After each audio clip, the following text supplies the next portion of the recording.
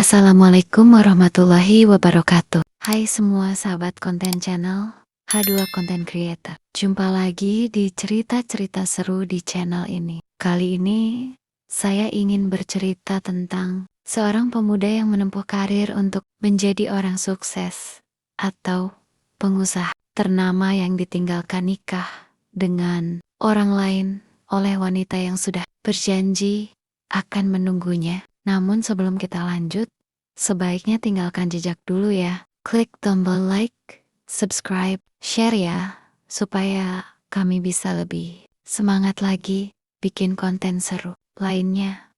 Juga tinggalkan komentar dan sebutkan dari daerah mana dan negara mana kalian tinggal. Baik, yuk kita lanjut ceritanya. Dengarkan kisah ini tentang seorang pemuda sederhana bernama Arga yang berjuang meninggalkan kampung halaman demi satu cita-cita, menjadi orang sukses agar bisa membahagiakan keluarganya dan melamar wanita yang ia cintai. Laras, mereka berdua tumbuh bersama, saling berjanji di tepi sawah bahwa suatu hari nanti, jika Arga sudah mapan, Laras akan menjadi istrinya. Namun takdir, seperti angin yang berubah arah, tak pernah bisa ditebak, karena ketika Arga pulang dengan penuh harapan, yang menunggunya bukan senyum Laras, melainkan undangan pernikahan. Sore itu, langit kampung memerah. Arga dan Laras duduk di bawah pohon mangga tua, tempat mereka sering bertemu sejak SMA. Angin berhembus pelan, membawa aroma tanah basah selepas hujan. Lar, kalau aku berhasil nanti, aku bakal balik ke sini. Aku bakal bangun rumah di atas bukit. Terus aku nikahin kamu, ucap Arga sambil menatap mata Laras. Laras tersenyum lembut. Aku tunggu. Gak, janji ya? Janji. Mereka saling menggenggam jari kelingking, tanda kesetiaan dua hati muda yang belum tahu betapa beratnya perjalanan waktu. Beberapa hari kemudian, Arga berangkat ke kota. Ia membawa tas ransel tua dan segenggam doa. Laras menatap kepergiannya dari kejauhan, menahan air mata yang jatuh di antara embun sore. Kehidupan di kota tak semanis bayangan. Arga bekerja dari pagi hingga larut malam, mulai dari kuli bangunan, penjaga toko, hingga sopir antar barang. Setiap malam, ia duduk di kamar sempit kontrakannya, menatap foto Laras yang terselip di dompet lusuhnya. Sedikit lagi, Lar. Sedikit lagi aku sukses. Tunggu aku ya, bisiknya pelan. Namun dunia keras. Banyak kali ia hampir menyerah, tapi setiap kali ingin berhenti, wajah Laras selalu muncul dalam ingatan. Janji itulah bahan bakar semangatnya.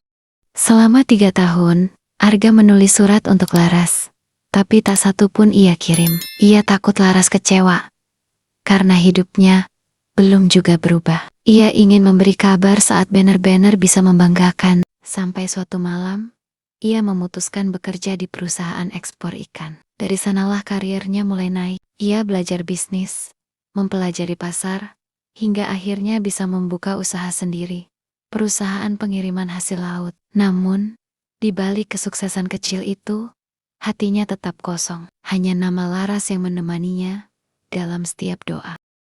5 tahun berlalu. Arga kini bukan lagi pemuda miskin. Ia sudah punya mobil, rumah kecil, dan puluhan karyawan. Namun setiap malam, ia tetap menatap kalender dan menghitung hari ulang tahun Laras. Sudah 5 tahun, Lar. Aku pulang tahun ini. Aku mau buktiin janji itu, katanya sambil menatap langit dari balkon kantornya. Ia menyiapkan cincin sederhana, bukan karena murah, tapi karena ingin melamar Laras dengan kesederhanaan yang dulu mereka impikan. Arga pulang dengan senyum bahagia. Kampungnya masih sama, sawah hijau, udara bersih, dan suara jangkrik di malam hari. Tapi ada yang terasa berbeda. Wajah-wajah tetangga menatapnya dengan ragu, seolah menyembunyikan sesuatu. Di rumah, ibunya menyambut hangat.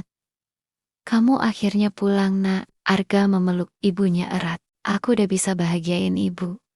Dan aku juga mau temuin Laras. Namun, sang ibu diam. Tatapannya redup, penuh keraguan. Malam itu, Arga melihat sebuah amplop di atas meja ruang tamu. Di dalamnya, selembar undangan berwarna emas. Tangannya gemetar saat membaca nama di situ. Laras Ayuning Tias dan Dimas Pratama mengundang Anda pada hari pernikahan kami. Arcaterium. Dunia seolah berhenti berputar. Ia menatap langit-langit rumah yang terasa semakin sempit. Air matanya jatuh tanpa suara. Bu, ini benar Larasku. Sang ibu hanya menunduk. Maaf nak, Laras menunggu lama. Dia pikir kamu sudah lupa. Keesokan harinya, Arga nekat datang ke rumah Laras. Dari jauh, ia melihat rumah itu ramai oleh tamu dan tenda pernikahan. Ia berdiri di pinggir jalan, memegang kotak kecil berisi cincin. Laras keluar sebentar, memakai kebaya putih. Sekilas, pandangan mereka bertemu. Waktu seolah berhenti. Laras menahan napas, wajahnya pucat. Arga hanya tersenyum samar, menunduk, lalu melangkah pergi tanpa kata. Air mata Laras jatuh, tapi pesta tetap berlangsung. Sementara di kejauhan, Arga berjalan di bawah rintik hujan, membawa kotak cincin yang kini tak berarti. Arga menghabiskan malam di tepi sawah, tempat dulu mereka berjanji. Ia menatap langit yang kelabu, lalu berbisik pelan. Janji itu cuma tinggal kenangan yalah. Ia tahu Laras menikah bukan karena tak cinta, tapi karena waktu dan keadaan. Namun luka itu tetap menyayat. Perlahan tapi dalam, ia bertekad tidak akan menyalahkan siapapun. Tidak Laras, tidak waktu, bahkan tidak dirinya. Tapi malam itu, untuk pertama kalinya, Arga menangis seperti anak kecil yang kehilangan rumah. Arga kembali ke kota. Usahanya semakin besar, tapi jiwanya kosong. Ia bekerja tanpa hati, makan tanpa rasa. Setiap kali melihat pasangan bahagia di jalan, ia menunduk. Takut hatinya runtuh lagi. Sampai suatu hari, sekretarisnya berkata, "Pak, ada tamu yang ingin bertemu. Namanya Laras Arcaterium." Napasnya tercekat. Laras datang dengan pakaian sederhana, membawa anak kecil di gendongan. Wajahnya tampak lelah, tapi matanya masih sama, hangat. Arga, suaranya bergetar. Arga tersenyum hambar. Sudah lama, Lar. Gimana kabar? Baik. Aku cuma mau minta maaf. Aku gak kuat waktu itu. Aku takut kamu gak balik. Aku takut janji itu cuma mimpi. Arga menatapnya lama, lalu berkata lirih, aku gak pernah lupa. Setiap langkahku cuma buat pulang ke kamu. Hening menyelimuti ruangan. Air mata Laras jatuh, tapi sudah terlambat. Mereka kini hanya dua orang asing yang pernah saling menunggu di waktu yang salah.